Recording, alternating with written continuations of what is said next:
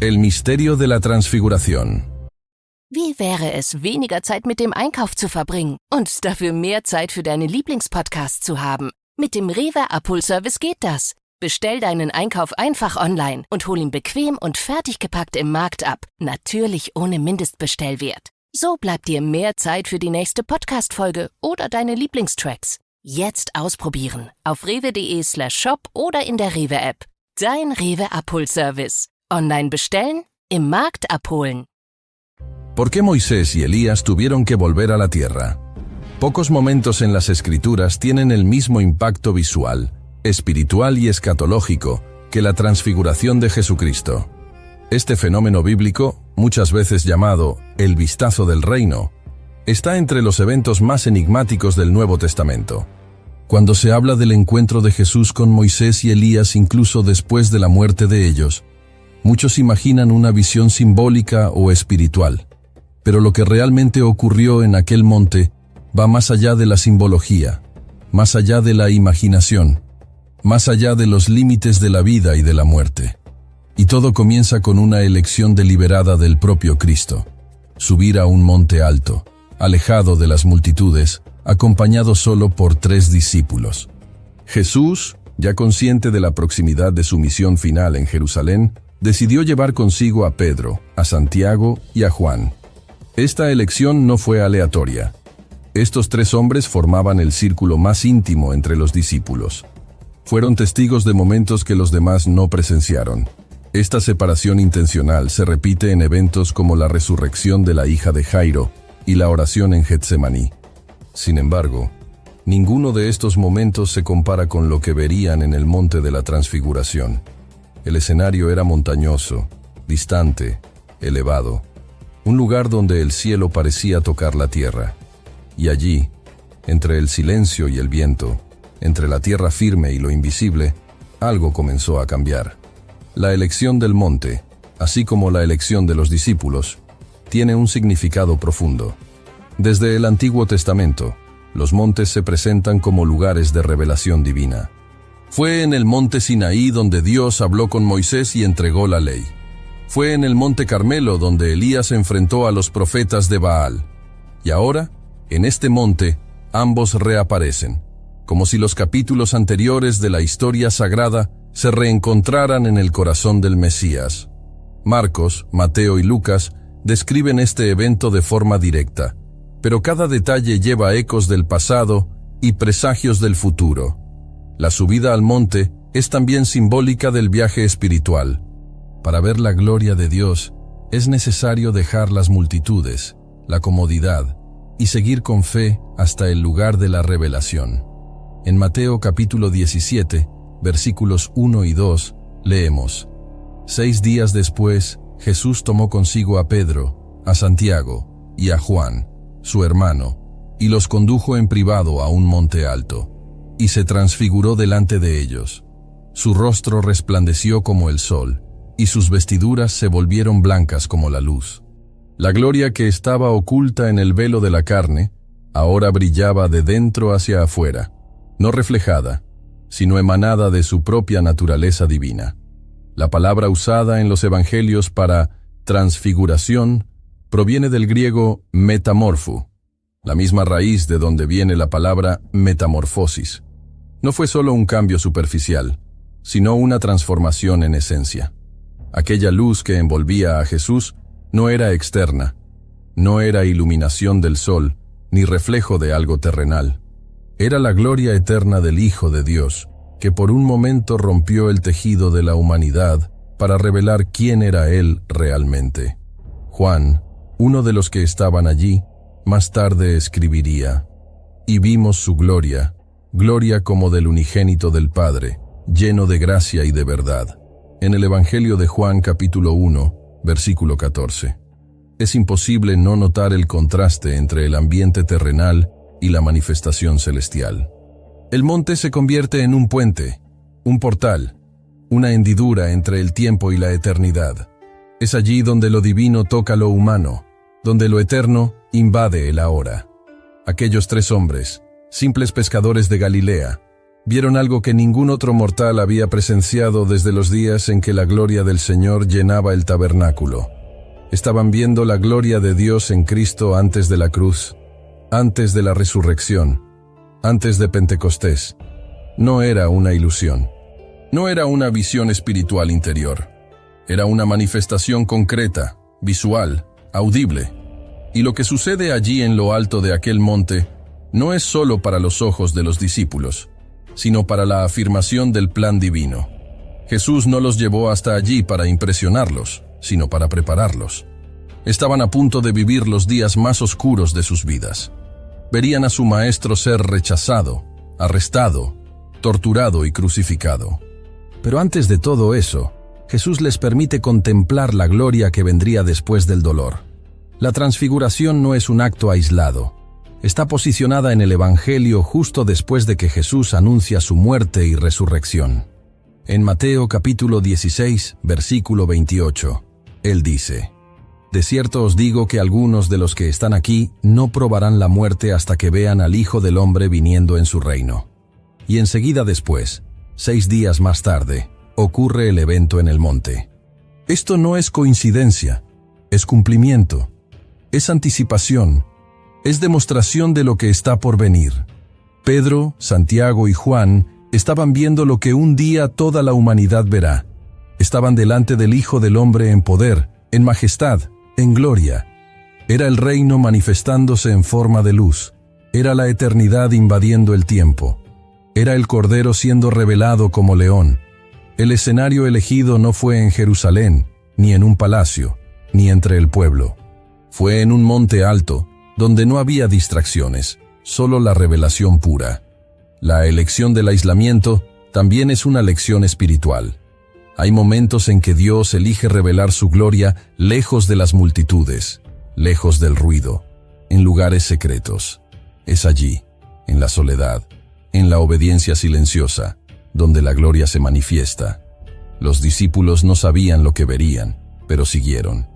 Y por causa de su obediencia, contemplaron lo invisible. La narrativa va revelando capa tras capa, y mientras la luz irradia del rostro de Jesús, el tiempo parece suspendido. Los discípulos son colocados entre dos realidades, la del mundo visible y la del reino eterno. Un reino que no viene con apariencia exterior, como diría Jesús en Lucas capítulo 17 versículo 21, pero que ahora se manifiesta delante de ellos en plena luz. Aquel monte se convierte, por un breve instante, en el escenario donde el cielo y la tierra se encuentran, donde vivos y muertos dialogan, donde el pasado y el futuro se inclinan ante la eternidad del presente. La presencia de Moisés y Elías aún no ha sido percibida por los discípulos en este punto. El foco está en lo que está ocurriendo con Jesús. La intensidad de la luz, la atmósfera sobrenatural, la transformación ante sus ojos. Todo apunta a algo que va más allá de la comprensión humana. No hay explicaciones, solo reverencia. Lo que estaban viendo era al propio Dios revelado en carne. Era el cumplimiento de la profecía de Isaías capítulo 9, versículo 6. Y su nombre será Admirable Consejero, Dios fuerte, Padre eterno, Príncipe de paz. Mientras los ojos de los discípulos se adaptaban a aquella luz gloriosa, y sus corazones intentaban entender lo que estaban presenciando, algo aún más impresionante estaba a punto de ocurrir. El tiempo abriría otra hendidura. El velo entre el mundo de los vivos y de los muertos sería rasgado una vez más, y figuras que ya habían dejado este mundo reaparecerían ante el Cristo glorificado, no en visiones, no en sueños, sino en plena realidad. Moisés estaba muerto. Elías nunca murió. ¿Cómo estaban juntos? La luz seguía irradiando de Jesús cuando, de repente, 2 figuras surgieron a su lado. No eran ángeles, no eran símbolos, eran personas reales. Los discípulos reconocen a los personajes que estaban allí, aún sin haberlos visto jamás físicamente. Era Moisés, el libertador, el legislador, el hombre del Sinaí. Y era Elías, el profeta de fuego, el hombre que hizo que el cielo se cerrara y se abriera por la oración. La aparición de estos 2 gigantes de la fe, al lado de Jesús, no es solo extraordinaria, es profundamente reveladora. La presencia de Moisés y Elías en el monte de la Transfiguración plantea una de las preguntas más desafiantes de las Escrituras. ¿Cómo podían estar allí si uno había muerto y el otro jamás probó la muerte? La respuesta exige un viaje profundo a través de la Biblia, uniendo pasado, presente y eternidad. Comencemos con Moisés. En Deuteronomio capítulo 34, versículo 5, está escrito: Así murió allí Moisés, siervo del Señor, en la tierra de Moab, conforme a la palabra del Señor. Él murió. Esta verdad es afirmada por las Escrituras sin rodeos. Más aún, en Deuteronomio capítulo 34, versículo 6, se revela que Dios lo sepultó, y nadie conoce hasta hoy el lugar de su sepultura. Esa muerte solemne, solitaria y sagrada siempre ha estado rodeada de misterio. Moisés muere en el monte Nebo, con los ojos puestos en la tierra prometida a la que no pudo entrar. Aún así, siglos después, aparece vivo, al lado del Mesías. Esta aparente paradoja nos lleva a la comprensión de que la muerte no es el fin de la conciencia, ni de la existencia. El alma, incluso después de la muerte del cuerpo, continúa viva ante Dios. En Eclesiastés capítulo 12, versículo 7, está escrito: Y el polvo vuelva a la tierra como era, y el espíritu vuelva a Dios que lo dio. Moisés, aunque muerto, estaba espiritualmente vivo. Su presencia ante Jesús comprueba la realidad de la vida después de la muerte. Más aún, indica que aquellos que descansan en el Señor permanecen plenamente conscientes, lúcidos y capaces de participar activamente de la voluntad de Dios en los cielos. Elías, por su parte, nunca murió. En Segunda de Reyes capítulo 2, versículo 11, leemos: Y aconteció que yendo ellos caminando y hablando, he aquí un carro de fuego con caballos de fuego los separó el uno del otro, y Elías subió al cielo en un torbellino. Elías es una excepción en el testimonio de las Escrituras. Así como Enoc en Génesis capítulo 5, versículo 24, fue tomado por Dios sin experimentar la muerte. No fue enterrado, no dejó sepultura, fue simplemente llevado. Y el hecho de que Elías esté ahora, ante los ojos de Pedro, Santiago y Juan, al lado de Moisés y de Jesús, cierra un ciclo revelador. Lo que tenemos delante de nosotros es una teofanía, pero también una representación escatológica. Moisés y Elías no aparecen solo como grandes hombres de fe, surgen como arquetipos. Moisés representa a aquellos que murieron en el Señor, que descansan y aguardan la resurrección.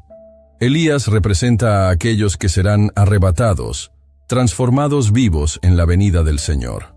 Juntos, representan a todos los que componen el pueblo redimido, los que duermen y los que serán transformados.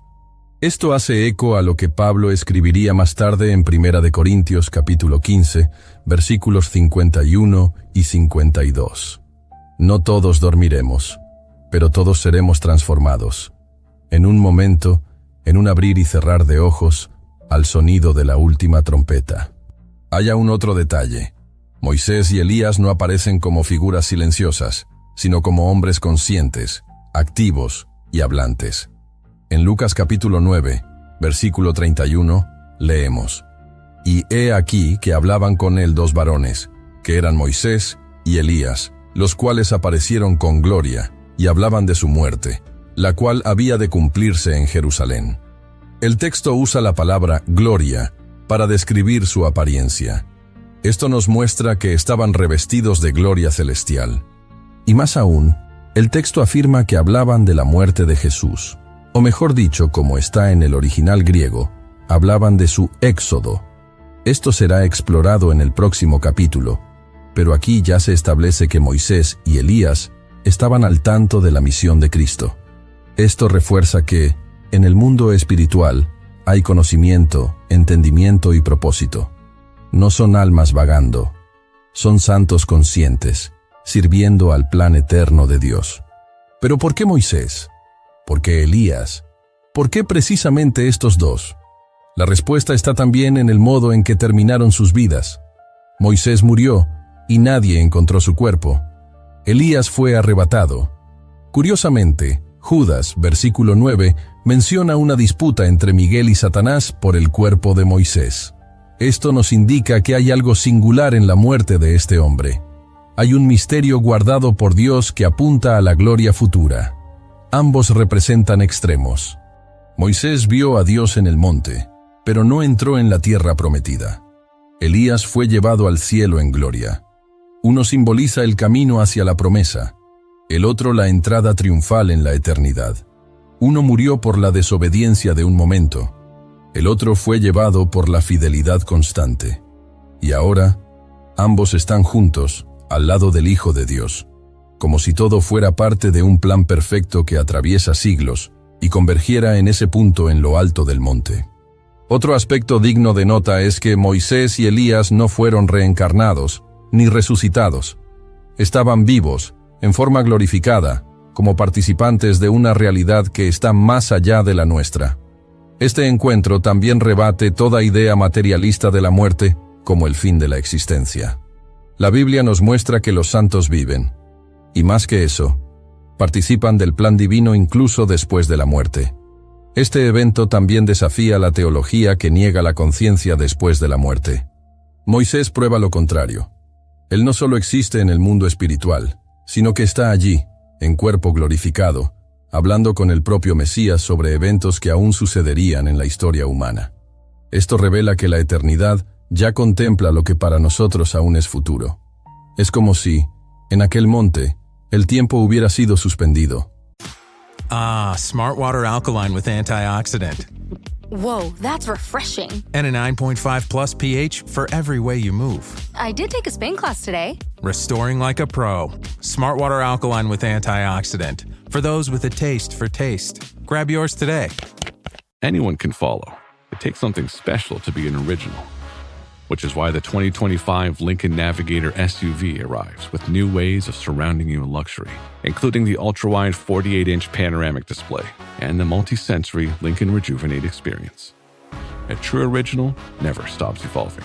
So meet the 2025 Navigator, the original that's all new and better than ever. Learn more at Lincoln.com. Lincoln and Navigator are trademarks of Ford or its affiliates. This episode is brought to you by LifeLock. Between two-factor authentication, strong passwords, and a VPN, you try to be in control of how your info is protected. But many other places also have it, and they might not be as careful. That's why LifeLock monitors hundreds of millions of data points a second for threats. If your identity is stolen, they'll fix it, guaranteed, or your money back. Save up to 40% your first year. Visit LifeLock.com/podcast for 40% off. Terms apply. Lo que fue, lo que es y lo que ha de venir estaban todos juntos. El propio hecho de que los discípulos reconocieran a Moisés y Elías apunta a otra verdad. La identidad personal permanece en la eternidad. No nos volvemos seres anónimos o diluidos en una conciencia cósmica. Seguimos siendo quienes somos, pero glorificados. Pedro, Santiago y Juan sabían que estaban ante Moisés y Elías, y eso sin que nadie se los dijera. No hubo presentaciones formales. Fue reconocimiento espiritual, revelación sobrenatural. Lo que los discípulos presenciaron en ese momento era algo reservado a pocos. Estaban delante de dos hombres que representaban la propia estructura de la revelación divina hasta entonces. Moisés había hablado con Dios cara a cara, como está registrado en Éxodo, capítulo 33, versículo 11. Elías había oído la voz de Dios en un susurro suave, en Primera de Reyes, capítulo 19. Ahora, ambos están ante aquel que es la palabra viva, el Verbo encarnado. Esta escena también revela el reconocimiento de autoridad. Moisés y Elías, hombres de gran peso espiritual, no estaban en el centro. Estaban al lado de Jesús.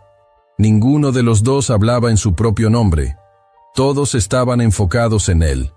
Todos se sometían a él.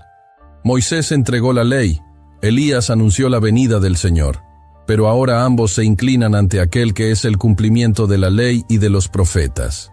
Mientras los ojos de los discípulos aún intentaban comprender lo que estaban viendo, sus oídos captaban fragmentos de una conversación que parecía sobrepasar los límites de la realidad. y el tema de aquel diálogo era algo que los confundiría aún más. No se trataba de gloria futura, ni de victorias en este mundo. Hablaban de cruz, de muerte, de partida. Una partida que no significaba derrota, sino liberación. Y es en ese punto que una palabra escondida en los evangelios cobra luz. Una palabra antigua, cargada de memorias y significados. Una palabra que nos lleva de vuelta a Egipto, pero que ahora apunta a Jerusalén. Una palabra que une a Moisés, a Elías y a Jesús en un mismo propósito. Hablaban del Éxodo, y era ese Éxodo el que estaba a punto de acontecer ante los ojos de la humanidad, en un monte diferente, llamado Calvario.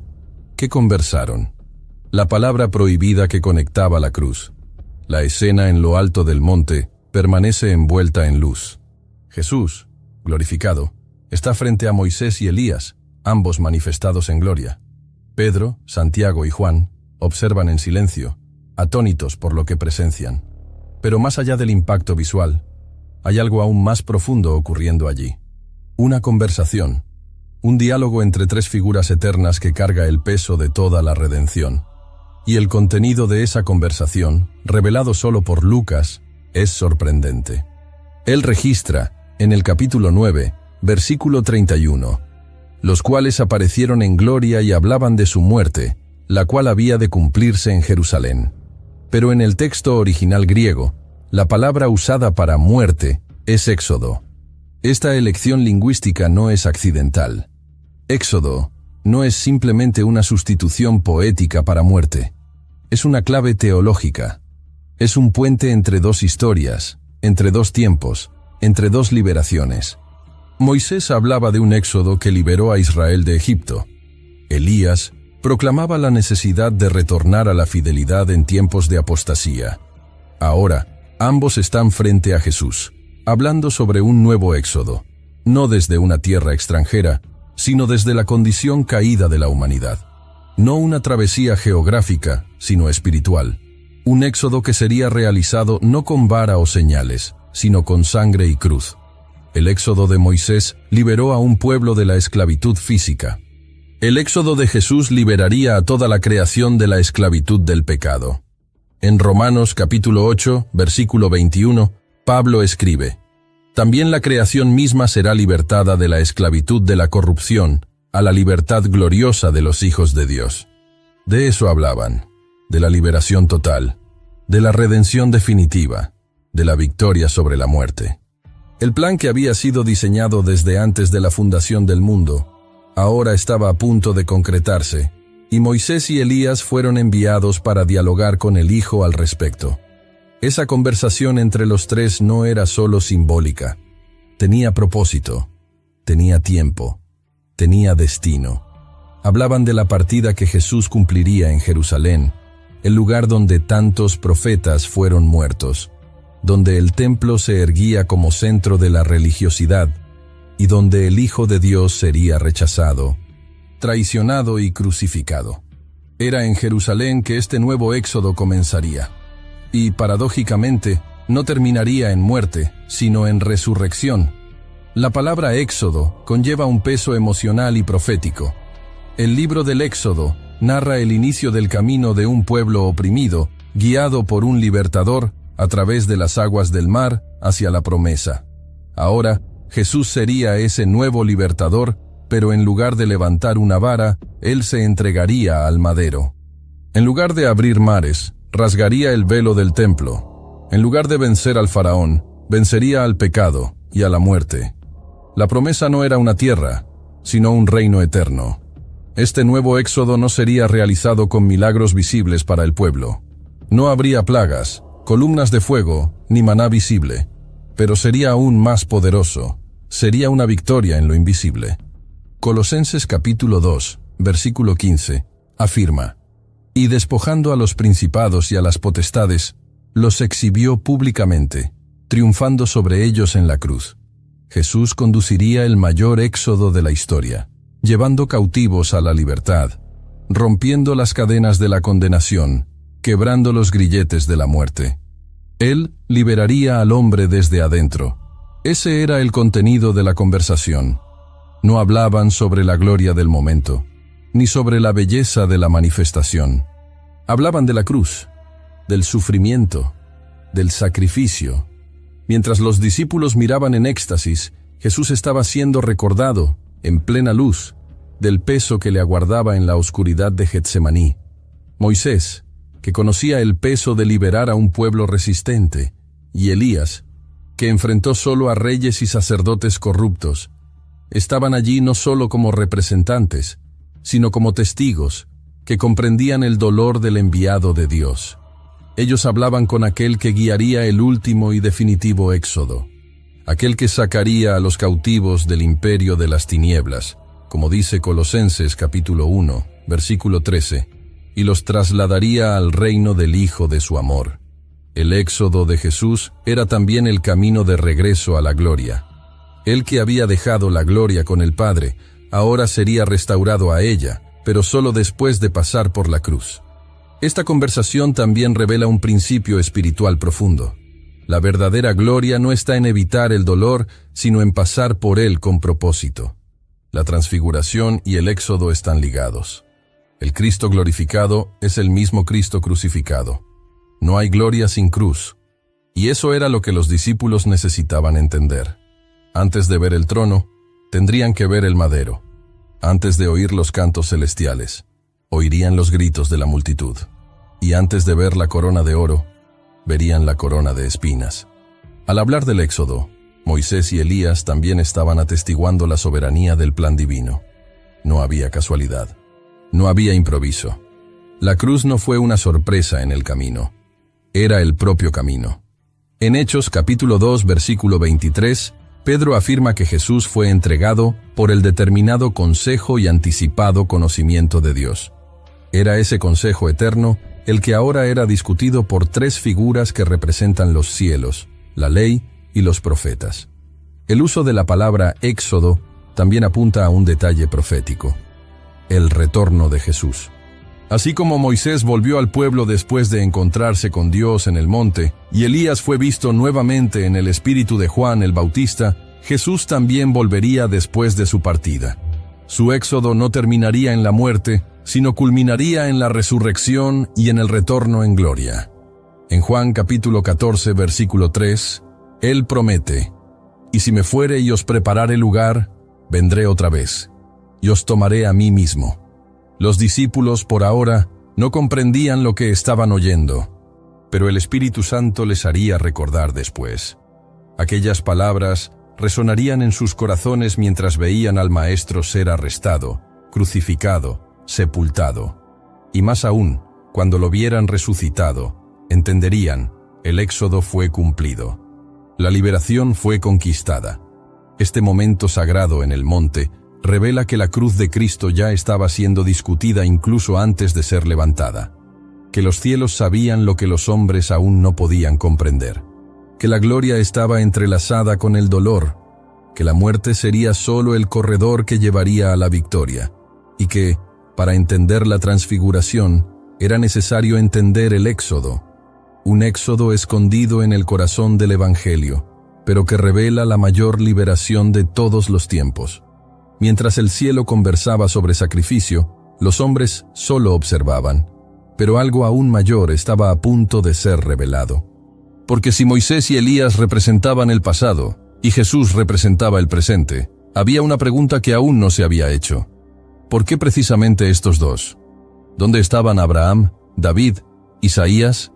¿Cuál fue el criterio que hizo que Moisés y Elías se manifestaran en ese momento y no otros? La respuesta a eso está arraigada en la estructura profética de las Escrituras. Y es ella la que será desvelada a continuación. Cuando comprendamos que no fue coincidencia la elección de estos dos hombres, fue propósito, fue cumplimiento, fue profecía viva delante de los ojos de los discípulos. Porque la transfiguración no fue solo un momento de gloria, sino un eco del Antiguo Testamento apuntando hacia su verdadero centro, Cristo. ¿Por qué no apareció Abraham o David? Ante tantos héroes de la fe mencionados a lo largo de las Escrituras, es legítimo preguntarse: ¿por qué Moisés y Elías? ¿Por qué, entre tantos nombres grandiosos como Abraham, el padre de la fe, o David, el rey conforme al corazón de Dios? ¿Fueron justamente estos dos los que se presentaron al lado de Jesús en aquel momento sagrado de la transfiguración? La respuesta a esta pregunta revela una capa más profunda de la revelación divina y conecta, con precisión, la estructura profética que sostuvo siglos de expectativa mesiánica. Moisés y Elías no estaban allí solo como individuos históricos, sino como símbolos vivos de las dos grandes columnas sobre las cuales se apoya el Antiguo Testamento, la ley y los profetas. Moisés es el legislador, aquel a quien Dios confió las tablas del Sinaí, el mediador de la antigua alianza, que introdujo al pueblo a la santidad de Dios y a la seriedad del pecado. Elías, por su parte, es el profeta que confrontó a reyes y multitudes idólatras, representando la voz de Dios que clama por arrepentimiento, justicia y fidelidad. Abraham, por más esencial que sea en la historia de la redención, representa el inicio de un pueblo. David, por más amado y ungido que haya sido, apunta al reinado mesiánico en su forma futura. Pero Moisés y Elías sostienen, cada uno a su manera, la totalidad del testimonio que condujo a Israel hasta el Mesías. Cuando los judíos se referían a las Escrituras, las llamaban la ley y los profetas. Era esa combinación la que componía la autoridad de las Escrituras sagradas en la mente del pueblo hebreo. En el Evangelio de Lucas, capítulo 24, versículo 27, leemos que Jesús, después de su resurrección, caminando con 2 discípulos camino a Emaús, comenzando por Moisés y todos los profetas, les explicó lo que de él se hallaba en todas las Escrituras. Jesús se revela como el centro de todo lo que había sido escrito. Y en el monte de la transfiguración, esa verdad se vuelve visible. Moisés, con su autoridad legislativa, y Elías, con su autoridad profética, se reúnen con aquel que es el cumplimiento de ambos. La ley fue dada por medio de Moisés. Ella reveló la santidad de Dios y la incapacidad del hombre de alcanzar esa santidad por sus propios méritos. La ley apuntaba, de forma continua, a la necesidad de un mediador superior, de un sacrificio definitivo. Elías, por su parte, profetizó en un tiempo de gran apostasía e idolatría, clamando por el retorno al Señor, llamando al pueblo al arrepentimiento. Su presencia siempre fue señal de confrontación y de renovación. Ambos apuntaban a algo mayor que ellos mismos. En Juan capítulo 1, versículo 17, está escrito: porque la ley fue dada por medio de Moisés, la gracia y la verdad vinieron por medio de Jesucristo. Y en Mateo capítulo 11, versículo 13, Jesús afirma: porque todos los profetas y la ley profetizaron hasta Juan. Es decir, su misión no era permanecer como fin en sí mismos, sino preparar el camino para el cumplimiento. Y ahora, en el monte, ese cumplimiento se presenta. La ley encuentra su plenitud en la obediencia perfecta de Cristo. Los profetas encuentran su realización en las palabras y obras del Mesías. Moisés y Elías no solo honran la presencia de Jesús, sino que la confirman. No lo preceden, sino que se someten. No disputan espacio, sino que desaparecen cuando la gloria del Hijo es establecida. Si Abraham hubiera aparecido, tal vez el foco habría sido la alianza. Si David estuviera presente, tal vez el énfasis habría sido el reino terrenal. Pero allí, en el punto exacto de la narrativa en que Jesús se encaminaba al sacrificio, era necesario que se manifestaran los que representaban el peso de la obediencia y el clamor por la fidelidad. Porque Jesús no estaba solo para ser proclamado rey, estaba para ser ofrecido como cordero. ¿Y quién mejor que Moisés y Elías para testificar de ello? Además, hay una conexión escatológica que no puede ser ignorada. La aparición de Elías estaba profundamente arraigada en la expectativa mesiánica. En Malaquías capítulo 4, versículo 5, Dios dice: He aquí, yo os envío al profeta Elías, antes que venga el día grande y terrible del Señor. Esta profecía estaba viva en la mente de los judíos. Tanto así, que los discípulos preguntarán a Jesús, justo después de la transfiguración, ¿por qué los escribas dicen que es necesario que Elías venga primero? La respuesta de Jesús es clara y profunda. En Mateo capítulo 17, versículo 12, él dice: Elías ya vino, y no lo reconocieron. Aquí, Jesús se refiere a Juan el Bautista, que vino en el espíritu y poder de Elías, como el ángel Gabriel había anunciado en Lucas capítulo 1, versículo 17. Aún así, la presencia del propio Elías en el monte también sirve como anticipación del día del Señor. Apunta a algo mayor, a una realidad que trasciende el tiempo y apunta al fin. Moisés, por su parte, es aquel cuya muerte estuvo envuelta en misterio. Nadie supo dónde fue sepultado. Y en Judas, versículo 9, se nos informa que hubo una disputa espiritual por su cuerpo. ¿Qué nos revela esto? Que hay una importancia cósmica en la figura de Moisés, que su misión no terminó con su muerte, que su vida fue usada como instrumento no solo para el pasado, sino también como señal profética para el futuro. Ambos representan no solo la estructura del Antiguo Testamento, sino también los dos grandes testimonios que apuntan a Cristo. Un testimonio escrito, la ley; un testimonio proclamado, los profetas. Y ambos, ahora, entregan la escena a aquel que es la palabra encarnada. Ellos aparecen y luego desaparecen, porque su misión termina allí. La misión de Cristo, sin embargo, apenas comienza. Es por eso que, cuando todo termina, los discípulos miran y no ven a nadie más, sino a Jesús. No hay sombra de duda sobre quién es el centro. La ley y los profetas se van. El Hijo permanece. A partir de ese momento, la historia ya no sería contada a partir de Moisés o de Elías, sino a partir de Cristo. La nueva alianza estaba siendo introducida, y el mediador de esta nueva alianza ya no sería alguien que hablaba por Dios, sino el propio Dios hablando por sí mismo. Esa transición es esencial. Hebreos capítulo 1, versículos 1 y 2, afirma: Dios, habiendo hablado muchas veces y de muchas maneras en otro tiempo a los padres por los profetas, en estos últimos días nos ha hablado por el Hijo. La transfiguración sella este cambio, de lo antiguo a lo nuevo, del tipo al cumplimiento, del símbolo a la sustancia. Y aunque los discípulos aún no comprendieran todo en ese instante, el escenario estaba montado. Todo había sido cuidadosamente diseñado para apuntar a la cruz. La ley se inclina, los profetas callan, el Hijo camina hacia el sacrificio. Pero algo aún falta, porque, hasta aquí, los discípulos han oído y visto, pero ahora, el propio Dios se manifestará en voz, de modo claro, directo e irrefutable. El cielo romperá el silencio, no para hablar de Moisés ni de Elías, sino para declarar algo definitivo sobre Jesús, algo que cerrará toda duda: el cuerpo glorificado de Jesús. Antes de continuar, si este contenido ha bendecido tu vida, dale me gusta, comenta y comparte. Suscríbete al canal, y si deseas bendecir el canal, haz clic en el botón Gracias, y deja una ofrenda de cualquier valor o hazte miembro. Así, seguimos invirtiendo en investigación y mejoras para bendecir aún más tu vida. Continuando. Hasta ese momento, los discípulos habían caminado con Jesús en su forma humana. Lo habían visto cansado, hambriento, en silencio, llorando ante la muerte de Lázaro y sudando bajo el sol de Galilea. Pero en lo alto de aquel monte, algo inédito y sobrenatural sucede. Jesús se transfigura delante de ellos.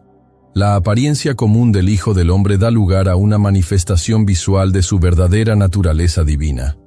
No era una proyección, ni una ilusión, ni un brillo místico cualquiera.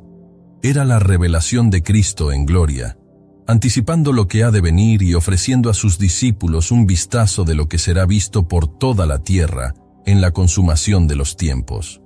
Mateo capítulo 17, versículo 2, dice: Y se transfiguró delante de ellos, y su rostro resplandeció como el sol, y sus vestiduras se volvieron blancas como la luz. Esta descripción no es poética, es teológica. Indica que el cuerpo de Jesús pasó por una transformación temporal, un fenómeno que rompió el velo de la carne para exhibir la gloria del Verbo eterno. Su humanidad no fue anulada, sino envuelta por su divinidad. Por primera vez, Los ojos humanos atestiguaban el esplendor del cuerpo glorificado que un día volverá a gobernar la tierra.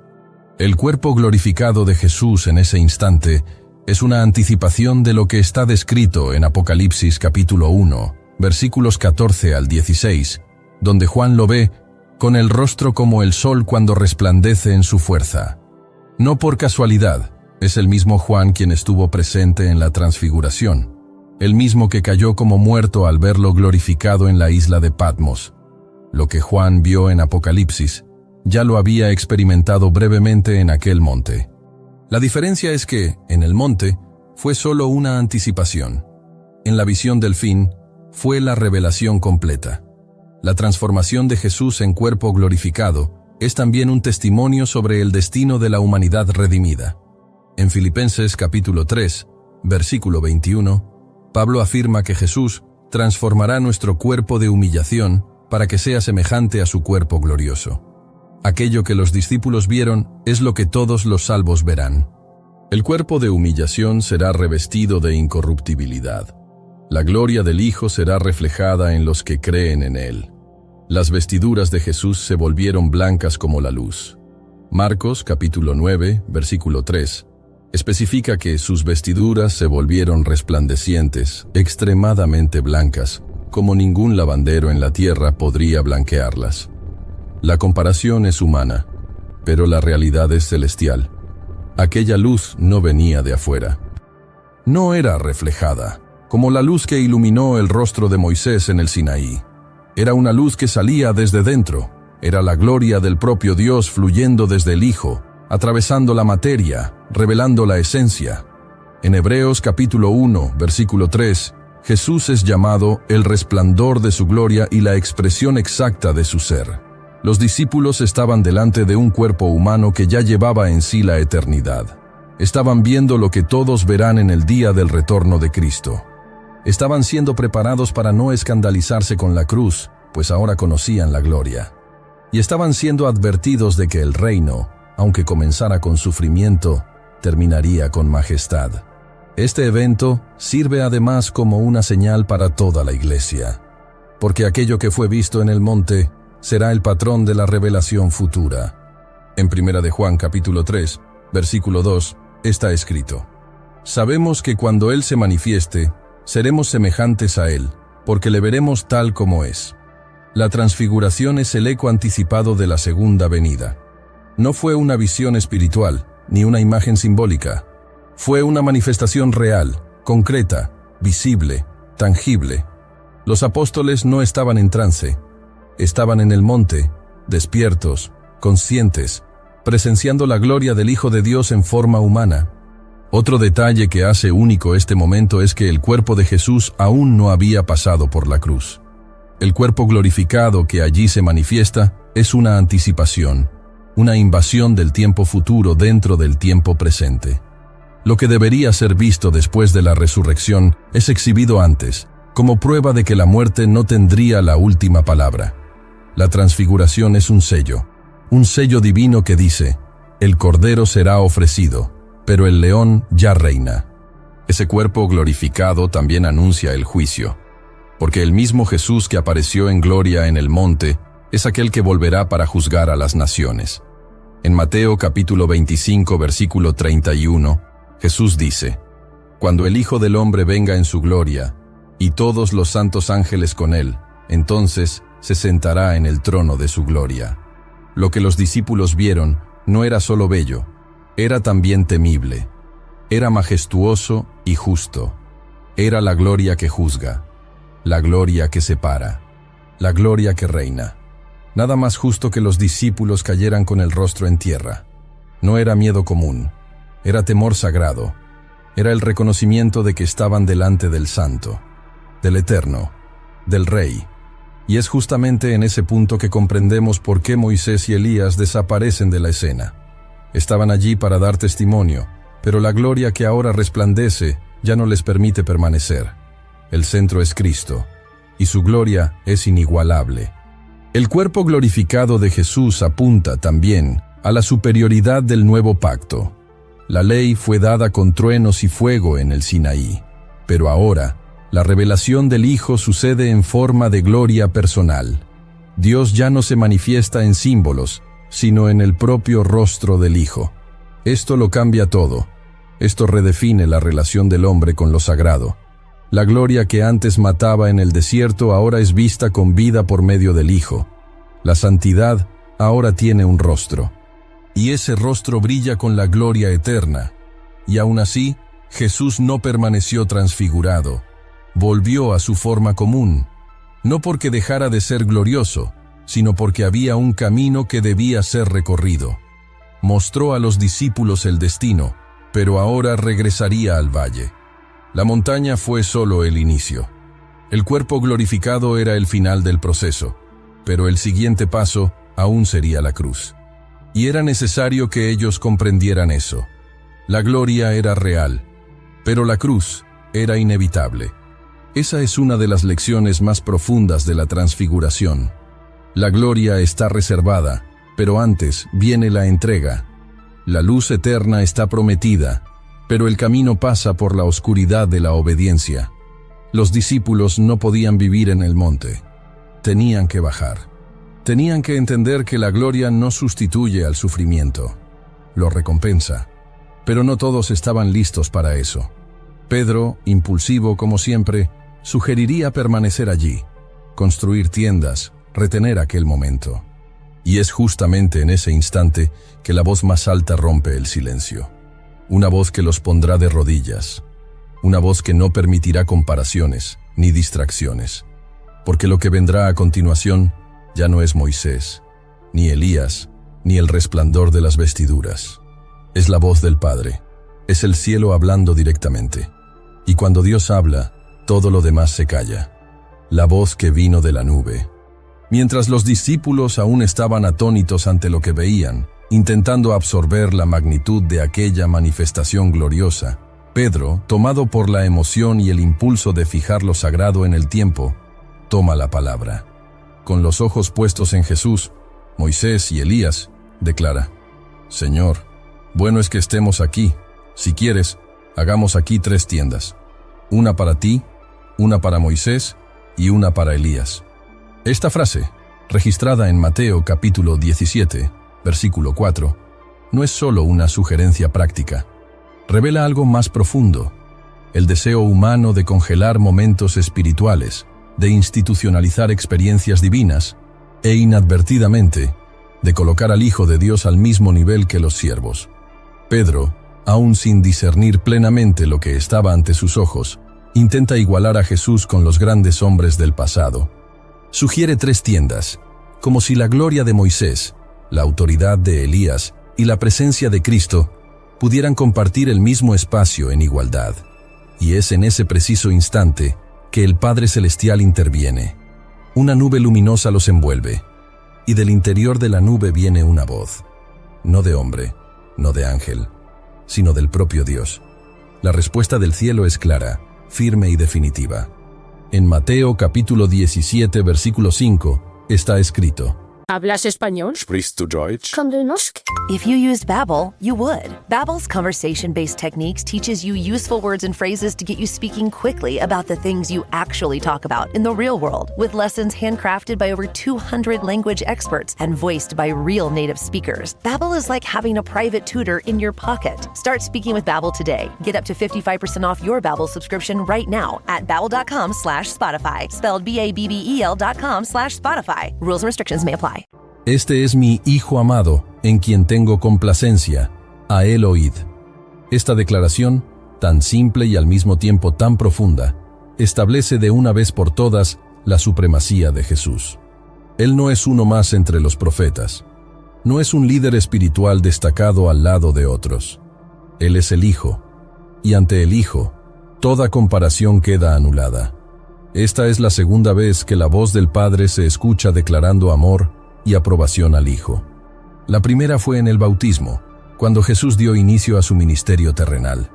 Ahora, en el monte de la Transfiguración, esa voz resuena nuevamente, sellando el inicio de la segunda fase, el camino hacia la cruz. El Padre no solo valida al Hijo, sino que da una orden: escúchenlo. No escuchen la ley en primer lugar. No escuchen a los profetas como autoridad final. Escuchen al Hijo. Él es la voz definitiva de Dios. La nube, en este contexto, es un símbolo cargado de significado. En el Antiguo Testamento, la nube representaba la presencia de Dios entre el pueblo. Guiaba a los israelitas en el desierto, llenaba el tabernáculo, descendía sobre el monte Sinaí. Ahora, esa misma nube envuelve a Jesús, no como señal de distancia, sino como confirmación de que la plenitud de la presencia divina está en él. Hebreos capítulo 1, versículo 2, lo deja explícito. En estos últimos días nos ha hablado por el Hijo. El silencio de siglos fue roto no por más mandamientos, ni por nuevas visiones proféticas, sino por la encarnación de la palabra viva. Los discípulos, al oír la voz, caen con el rostro en tierra, tomados de pavor. No era solo respeto, era terror sagrado. Sabían que estaban oyendo algo que ninguna carne podía soportar por sí sola. Estaban ante la gloria que llena el cielo y que los antiguos temían incluso pronunciar. Era el mismo temor de Isaías ante el trono, el mismo temor de Daniel ante las visiones celestiales, el mismo temor de Juan en la isla de Patmos. Nadie oye la voz de Dios y permanece igual. Ese momento tiene un papel teológico determinante. Sella la identidad de Jesús como el Hijo Eterno, pero también lo distingue completamente de todos los que vinieron antes que él. Moisés habló con Dios. Elías oyó la voz de Dios, pero Jesús es la palabra de Dios. Y por eso, la voz del Padre no permite que Pedro construya tiendas. Ya no hay lugar para 3 autoridades. Ahora, hay solo una. Las tiendas no serán levantadas. Moisés y Elías desaparecerán de la escena. El Hijo permanecerá, y será a Él a quien los hombres deberán oír, seguir y adorar. Hay también un aspecto de corrección en este episodio. Pedro, incluso con buenas intenciones, se equivoca al intentar eternizar la experiencia. Quiere permanecer en lo alto, quiere fijar lo extraordinario, quiere evitar el retorno al mundo común. Pero Dios lo impide. La revelación no era para ser retenida, era para ser comprendida y luego seguida. La fe verdadera no se alimenta de experiencias repetidas, sino de revelaciones que impulsan a la obediencia. El monte era sagrado, pero la misión estaba en el valle. La orden, a él oíd, resuena como un mandamiento divino que aún hoy permanece. En un mundo donde tantas voces compiten por atención, maestros, líderes, tradiciones e interpretaciones, la voz del Padre señala un único foco. Escuchen al Hijo. Esta orden tiene implicaciones espirituales y prácticas. Significa que toda enseñanza debe ser evaluada a la luz de lo que Cristo dijo. Que toda revelación debe someterse a lo que Él reveló. Que toda doctrina debe encontrar en Él su base. Esa voz, por tanto, rompe no solo el silencio del monte, sino el silencio del entendimiento humano. Rescata a los discípulos del error, del impulso, de la confusión, y los dirige hacia la verdad central del Evangelio. Jesús es el Hijo. No hay otro como Él. Y es a partir de ese momento que los ojos se abren al verdadero significado de la transfiguración.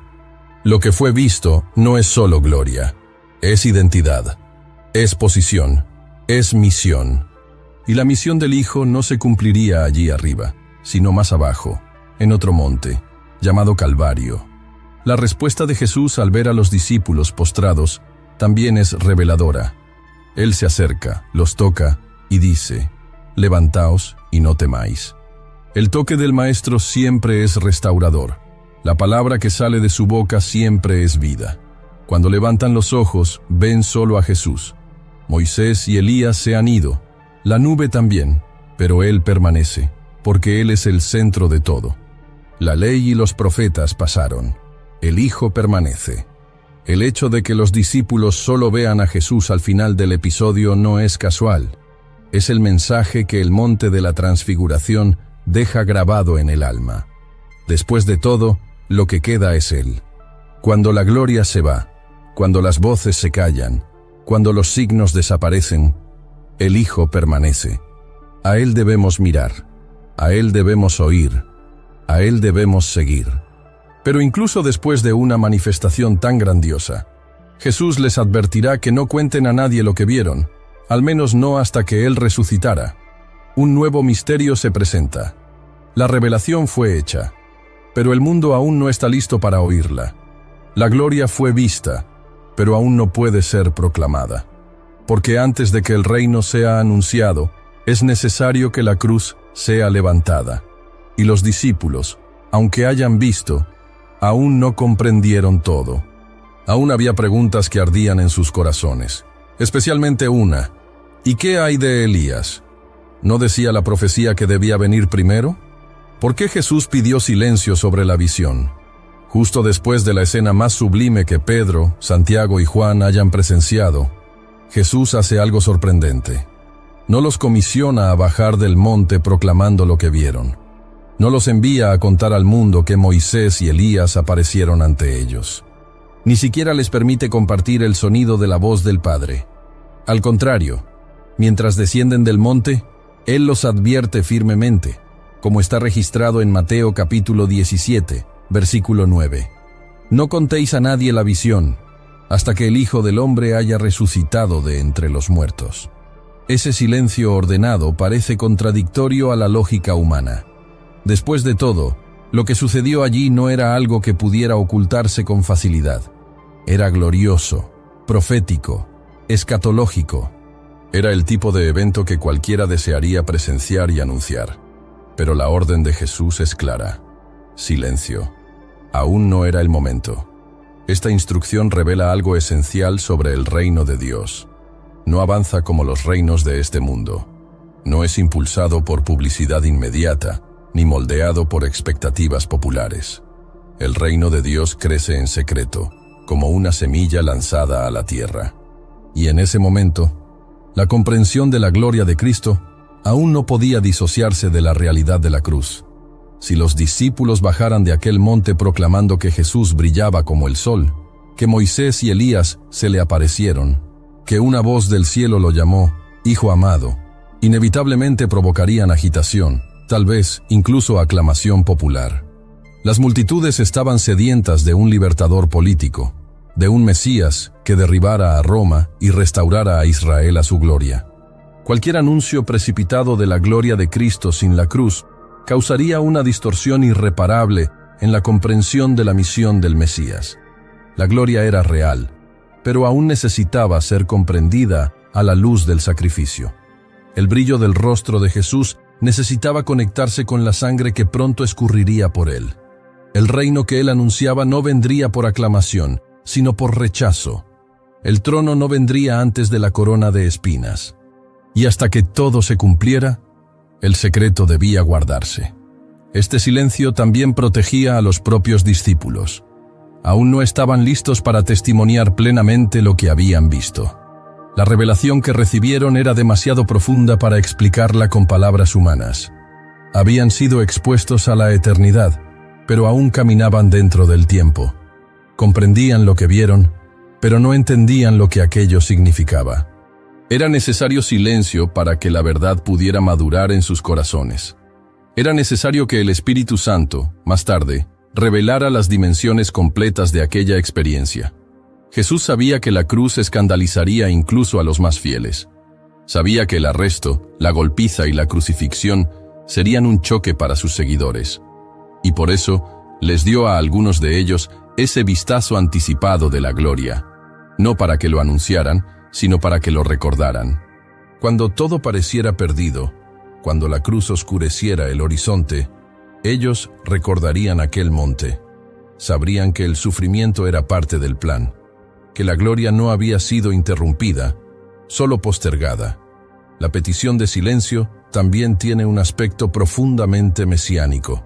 Las profecías sobre el siervo sufriente, como en Isaías capítulo 53, describen a un Mesías que sería rechazado, herido, despreciado. Si la gloria de la transfiguración se divulgara antes de tiempo, desviaría los ojos del pueblo de las Escrituras. Ellos no esperaban un siervo, esperaban un rey. Pero el reino de Cristo no comienza con aclamación, comienza con muerte, comienza con entrega, comienza con el silencio de quien se entrega al Padre para cumplir cada línea del plan eterno. Al instruir a los discípulos a no contar la visión hasta después de su resurrección, Jesús establece un marco. Solo después de que la muerte fuera vencida, la gloria podría ser comprendida en plenitud. El mismo Cristo que brilló en el monte ahora caminaría para ser levantado en el madero. Y solo quien entendiera ambos momentos, la cruz y la gloria, podría verdaderamente proclamar el Evangelio del Reino. La sabiduría de Dios, al ocultar ciertos aspectos de su obra hasta el momento correcto, es un patrón recurrente en las Escrituras. En Colosenses capítulo 1, versículo 26, Pablo habla del misterio que había estado oculto desde los siglos y generaciones, pero que ahora ha sido manifestado a sus santos. La transfiguración formaba parte de ese misterio. Era una pieza del rompecabezas de la redención que solo tendría sentido con la cruz, la resurrección y el envío del Espíritu. Este principio aún se aplica hoy. Existen momentos en que Dios revela verdades profundas, pero nos llama al silencio. Momentos en que nos expone a realidades espirituales grandiosas, pero nos pide que aún no hablemos, porque hay tiempos y estaciones. Y lo que se ve en el monte no debe ser anunciado hasta que el corazón esté listo y el plan de Dios esté completo. Pero los discípulos, aún confundidos, llevaban una duda persistente. Una profecía aún no parecía tener sentido. Elías había sido visto en el monte, y, según los escribas, era necesario que viniera primero. Entonces, ¿por qué el reino aún no había sido plenamente instaurado? ¿Dónde encajaba Elías en todo aquello? La gloria había sido vista. El Mesías había sido confirmado.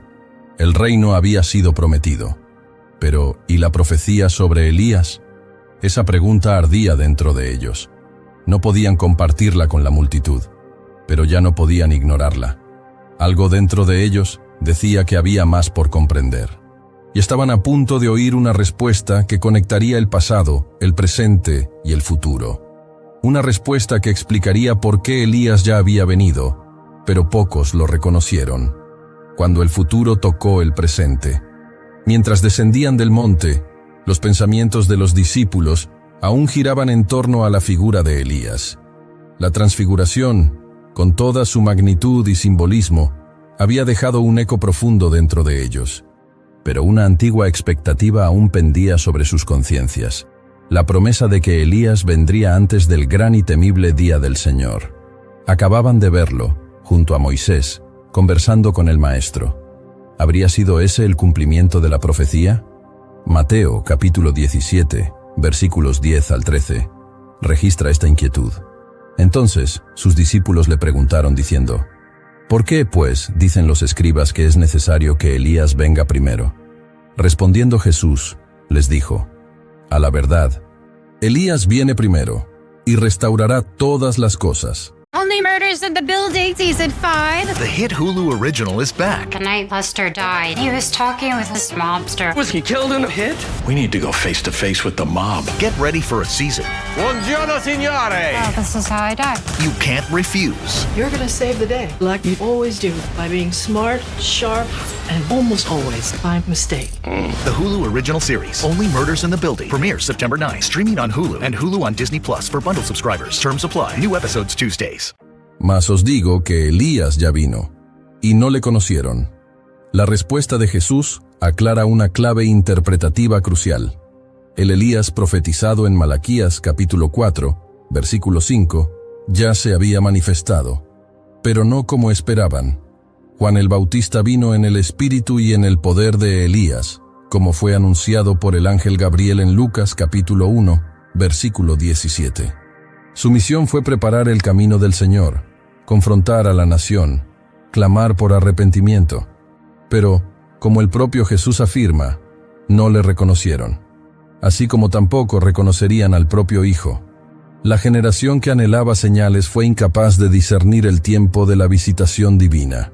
Y ahora, allí en el monte, la gloria les fue revelada. Pero aún era necesario entender que el reino no venía como esperaban. La transfiguración, por lo tanto, no fue solo una experiencia extraordinaria. Fue una muestra, un vistazo, una anticipación del reino que vendría con poder. Jesús había dicho, poco antes, en Mateo capítulo 16, versículo 28. De cierto os digo que hay algunos de los que están aquí, que no gustarán la muerte hasta que hayan visto al Hijo del Hombre viniendo en su reino. Esta promesa se cumple parcialmente allí. Pedro, Santiago y Juan no solo vieron, sino que participaron de un momento en que el futuro invadió el presente. El reino de Dios, muchas veces mal entendido como un evento meramente escatológico, fue revelado allí como una realidad viva, presente y transformadora. Jesús, al transfigurarse, al ser reconocido por el Padre y al conversar con Moisés y Elías, estaba anunciando que el reino no es solo algo que vendrá, sino algo que ya está en operación. Un reino que comienza dentro, silencioso, pero que un día será visible para todos. La presencia de los tres, Jesús, Moisés y Elías, también señala la plenitud del reino. El cumplimiento de la ley, la voz de los profetas y el Verbo encarnado estaban unidos en un solo espacio, en un solo momento, y en aquel instante, el monte se volvió más que un escenario. Se volvió un templo vivo, un lugar donde lo eterno y lo temporal se encontraron, donde los cielos descendieron y la tierra fue elevada. Pero lo que los discípulos aún no comprendían era que ese reino sería construido de manera muy diferente a los modelos humanos. No habría ejércitos, no habría coronaciones públicas, no habría alianzas políticas. El reino vendría por la sangre, por la cruz, por la renuncia. Por eso la gloria tuvo que ser escondida por un tiempo. Por eso el silencio fue ordenado. El reino estaba entre ellos, pero aún no en su forma final. La transfiguración se convierte, así, en un hito profético. Apunta a lo que será, pero exige que los ojos espirituales se abran a lo que ya es. Lo que Pedro, Santiago y Juan vieron en ese monte es lo que toda la humanidad verá un día, cuando el cielo se abra y el Hijo del Hombre vuelva en gloria. Pero, hasta entonces, los que creen son llamados a vivir entre dos mundos, a guardar en el corazón la certeza de la gloria futura, incluso en medio de los dolores presentes. Esa tensión entre el ya y el todavía no es una de las marcas del Evangelio. En Hebreos capítulo 6, versículo 5, los salvos son descritos como aquellos que han probado los poderes del mundo venidero. Eso fue exactamente lo que sucedió en el monte. Ellos probaron, aunque por breves momentos, el poder del reino que vendrá. Fueron marcados por él. Y esa marca los sostendría en los días más oscuros. Pedro, muchos años después, escribiría en su segunda epístola sobre aquel día. Dice en 2 Pedro capítulo 1 versículo 16, porque no os hemos dado a conocer el poder y la venida de nuestro Señor Jesucristo siguiendo fábulas artificiosas, sino como habiendo visto con nuestros propios ojos su majestad. La transfiguración no fue un mito, fue un testimonio, una revelación concreta de algo eterno. Lo que Pedro, Santiago y Juan vieron en aquel monte moldeó su fe de manera irrevocable. Ellos entendieron, más tarde, que la gloria de Cristo no era una promesa distante, sino una realidad cercana, que el reino no sería establecido por la fuerza, sino por la obediencia, y que los que desean compartir esa gloria también deben compartir la cruz. La transfiguración fue un sello, una respuesta divina al corazón humano que duda, que teme, que flaquea. Fue como si el Padre dijera, este es mi Hijo, Él es el centro, Él es el camino. Él es la promesa, y aun cuando todo parezca oscuro, aun cuando los clavos atraviesen sus manos, aun cuando la piedra sea colocada sobre la tumba, recuerden, el reino ya fue revelado, la gloria ya fue anunciada, y el final ya fue escrito. Los discípulos aún tendrían mucho que enfrentar, aún verían a su maestro ser arrestado, escarnecido, herido, aún huirían, aún llorarían, aún dudarían, pero algo dentro de ellos había cambiado. Algo había sido depositado profundamente. Ellos sabían, habían visto, habían oído, habían tocado. Y aunque no lo entendieran todo, sabían que lo que vieron en aquel monte era real. Y que en breve, toda la tierra también lo vería. Pero hasta entonces, el reino seguiría revelándose, ya no en los altos montes, sino en los corazones. Y a partir de aquel día, un nuevo tiempo comenzó. Porque, aunque descendieron del monte, la gloria nunca los dejó. Ella los acompañaría, ella los moldearía, ella los encendería, y los prepararía para anunciar que el Rey ya vino, que el reino ya ha llegado, y que, un día, Él volverá, ya no oculto, ya no en silencio, ya no para mostrar una muestra, sino para reinar por siempre. El monte de la Transfiguración fue más que un escenario de gloria. Fue un recordatorio de que, en medio de las dudas, del silencio, de las cruces y de los valles de la vida, aún existe un reino que nos espera. Un reino que ya comenzó dentro de cada corazón que cree, y que un día se revelará en plenitud ante todo ojo. Jesús no es solo el centro de aquella escena, Él es el centro de la historia. Él es el cumplimiento de la ley, la voz final sobre los profetas, la esperanza de los que murieron y la fuerza de los que viven. Él es la luz que no se apaga después de que descendemos del monte. Él es el Hijo amado del Padre, y hoy aún está llamando. Si a lo largo de todo lo que se ha dicho, algo tocó tu corazón, si alguna verdad despertó dentro de ti un deseo de volver, de comenzar de nuevo, de entregarte por completo, no ignores ese momento. Jesús no se revela para impresionar, Él se revela para transformar. Hoy, si deseas reconciliarte con nuestro Salvador Jesucristo por haberte alejado de los caminos, o quieres iniciar un nuevo camino hacia la salvación eterna, comenta aquí abajo: yo te acepto, Señor Jesús, como mi único y suficiente Señor y Salvador de mi vida. Y si ya vives esta verdad, escribe amén en los comentarios. Eso no solo fortalece tu fe, sino que también ayuda a que este mensaje alcance vidas que necesitan urgentemente esta esperanza. Comparte con alguien que amas. Puede ser que este sea el monte donde su corazón sea transformado. Jesús sigue siendo el mismo, ayer, hoy y por los siglos. Y aunque los ojos aún no lo vean, el corazón puede reconocerlo. Hasta la próxima.